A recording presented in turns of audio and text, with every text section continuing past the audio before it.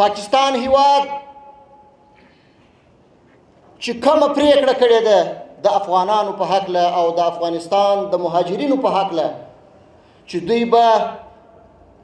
د نومبر تر اولې نیټې پورې د پاکستان څخه وځي. دا پریکړه موږ غندو. دا پریکړه غیر عادلانه بې انصافه پریکړه ده. موږ د پاکستان د شریف او درانه ولس څخه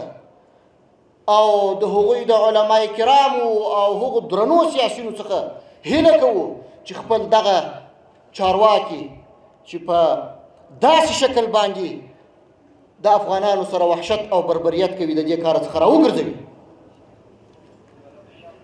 دا کار به د دواړو هیوادونو ترمنځ اړیکې ترینګلې کړي او دا کوشش چې موږ او تاسو یې په ګډه کوو چې موږ د هیوادونو سره خپلې اړیکې برحاله کړو په داسې شکل باندې دا کار په داسې یو وحشت او بربریت سره چې څوک یې کوي موږ نشو کولی. نو هیله او ارزو لرو د ټولو نړیوالو بنسټونو څخه هغو هیوادونو څخه چې د بشر د حقوقو مدافعین ځانونه بولي، ملل متحد او نور سازمانونه باید میدان ته راشي او د پاکستان لاس ونیسي د دې عمل څخه. دا عمل د افغانانو سره ظلم دی، وحشت دی، بربریت دی چې په هیڅ شکل باندې نشي توجیه کېدلی